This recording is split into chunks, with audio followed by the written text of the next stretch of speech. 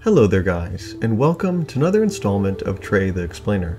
The way human history is often taught in classrooms nowadays can seem kind of boring, in my opinion. Centuries of history are boiled down to socio-economic trends and major cultural shifts. Don't get me wrong, this perspective is important, but I think it removes the humanity of history. Past peoples become these shapeless and faceless blobs that we never really get to meet or understand. They lack any kind of agency or individuality. Modern audiences can walk away with the idea that people in the past were simple, brutish, and far too different to be like us. But that's not what it was like at all. History was built on the lives of millions of individual people. Not just Julius Caesar, but Caesar's cobbler, Caesar's cook, the orphaned child who watched him ride by from a back alley in Rome. The Chinese rice farmer, thousands of miles away, who lived at the exact same time but would never hear the general's name. Someone's favorite grandma weaving baskets on the other side of the globe. All their lives were emotional, complicated, messy, and at times very beautiful. Humans, as far as we can tell, have always been, well, human. Every single one of them had that spark of humanity. They lived, they grew up, they loved, they hated, they told the truth, they lied, they could be cruel. They could be goofy and dorky, and above all else, they dreamed. Every time I see a human skull, and I do this quite a bit, I often wonder what types of dreams once swirled around within it. Believe me, humans have not changed much over several thousand years. I think that nothing illustrates this fact better than when you look at ancient graffiti in ancient cities like Pompeii. What archaeologists find is not the refined speech of playwrights or historians, but the common everyday gossip of the small folk, the countless nameless people that never get so much as a mention in the historical accounts. They offer a rare glance into the entirely ordinary and mundane life of the average person, filled with incredibly endearing dirty jokes that are somehow still relatable to a person reading them 2,000 years removed. In Pompeii, for example, you'll find quotes like this. "Weep, girls, my penis has given you up. Now it penetrates men's behinds. Implicatus, I know that Icarus is buggering you. Heh, I screwed a lot of girls here. Ha, Cruella Lagos, why do you not love me?" Okay, these ones are pretty cute. If anyone does not believe in Venus, they should gaze at my girlfriend. "Hectus, baby, Macleod says hello." And of course, who could forget the famous, "We two dear men, friends forever, we were here. If you want to know our names, they were Gaius and Alus."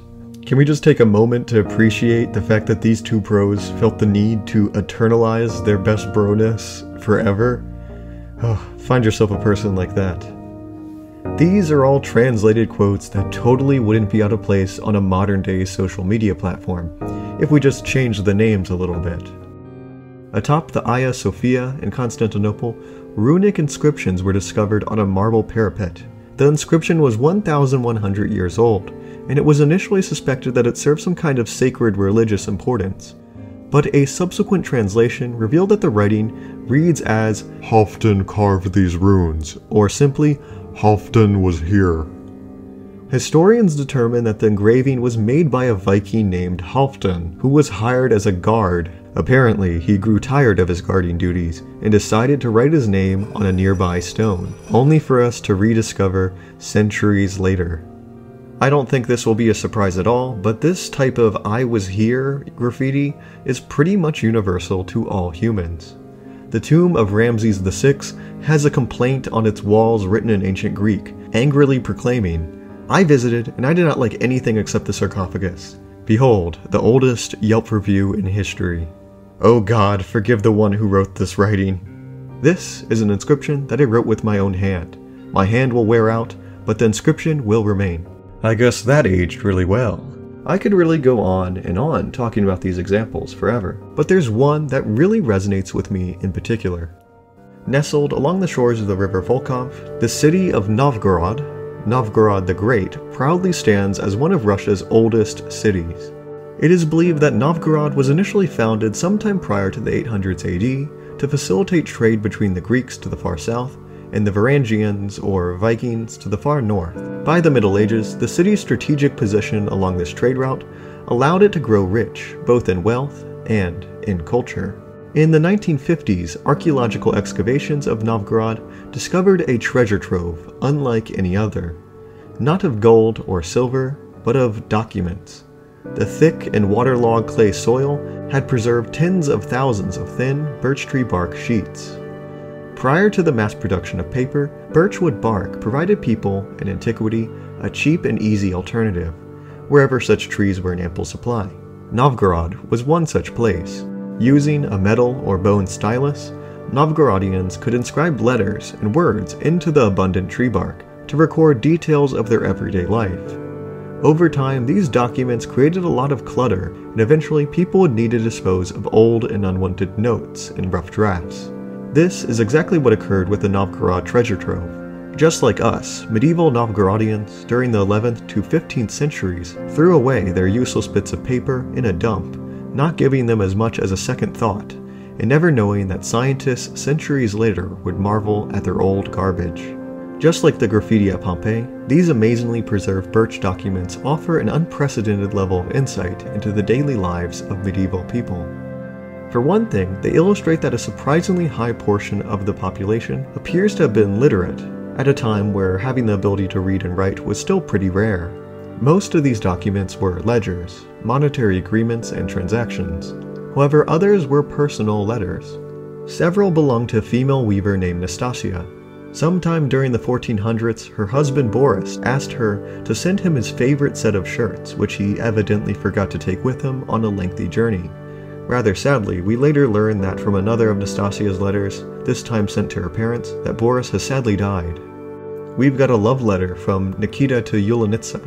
"Marry me, I want you, and you want me. Our witness will be Ignato." But probably most fascinating of them all, we've got, I kid you not, a child's homework of all things.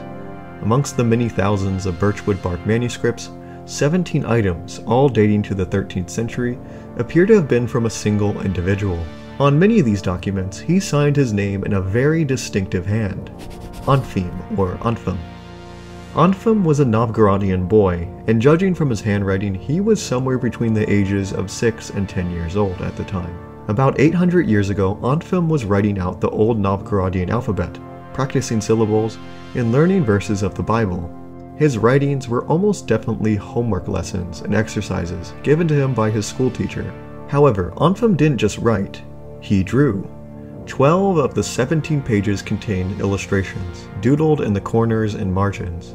Onfim sketched dozens of small characters, medieval stick figures of perhaps himself, his friends, and maybe even his teacher or parents. We can tell that Onfim had a very active imagination. He was obsessed with scenes of battles and knightly valor. On the page, simply numbered by archaeologist 200, he had apparently begun to write out the first 11 letters of the alphabet, only to get bored and doodle an image of a man riding atop a horse, thundering down and slaying a foe with a long lance. Onfim curiously wrote out his name next to the mounted figure. It is possible that this was intended to be a label, and Onfim was in fact envisioning himself as the heroic warrior, hinting at his dream of someday becoming a knight. On the back of another one of his assignments, Onfim drew a fantastical creature with a long horse-like neck, cat-like pointed ears, and a curly tail. Round its neck, Onfim writes, "I am the wild beast," again suggesting the doodle is an imaginary self-portrait of sorts. The beastly Onfim either has a long forked tongue or is spewing fire like a dragon. The text box or speech bubble next to it says, "Greetings from Onfim to Daniel," a message perhaps intended for one of the boy's friends. Page number 203 depicts a character fighting an eldritch abomination of some kind, possibly a person on fire or with long shaggy hair, or a priest clutching a poisonous snake. Even archaeologists aren't quite sure. Above the chaotic scene, the young boy writes, "Lord, help your servant Onfim." Although these sketches might have angered his instructor, they reveal a lot of endearing and adorable details about Onfim. I'm reminded of my own middle school doodles, the bizarre aliens and dinosaurs I conjured up from my imagination while daydreaming during a long and somewhat boring day of classes. Whatever happened to Onfim? We will probably never know. As far as we can tell, all we have of this artistic genius are a few scraps of paper and nothing more. After that, he disappears from the Birchwood records in our limited view of history. Did he become a brave knight as he dreamed? Did he ever grow up and get married? Did he finally master his understanding of the alphabet? The date of Onfim's writings are somewhat unclear, as the archaeological methods have a certain degree of error. Some studies suggest they were made around the 1220s to 1230s AD, while other sources suggest a couple decades later, in the 1260s. The funny thing is that depending on the date you favor, Onfim might have grown up to fight in one of the craziest battles in military history, the Battle on the Ice, where the Prince of Novgorod, Alexander Nevsky, and his army defeated the evil order of the Teutonic Knights. The battle was literally fought on top of a frozen lake. Onfim could have been in his late teens or early 20s around that time. Is it possible that he might have served as a squire, or maybe even a knight in the conflict? Maybe. It is also possible that he was born after it. Whatever the case, we will likely never know. It is doubtful that Onfim had any clue that his drawings would be viewed by thousands many centuries after his death, bringing his creations to life using magic.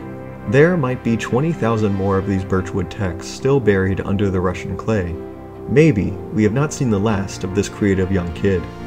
Stories like Onfim's makes me feel a very oddly specific and hard to describe emotion. Sonderer. The realization that each random passerby is living a life as vivid and complex as your own. Every human that has existed on this planet had their own dreams and complex emotions. They were just like you and I, but most of them we will never get the chance to know. All the traces that ever were have disappeared, lost to us now. It is only through pieces of tree bark or scratches on the wall, a golden record, a handprint, that these stories have been preserved, passed down to us over the vastness of time. Ordinary people living ordinary lives, never knowing their works would survive. And with that, thank you so much for watching. I hope you have an amazing day. Easy to see your ESP, extra special person to me.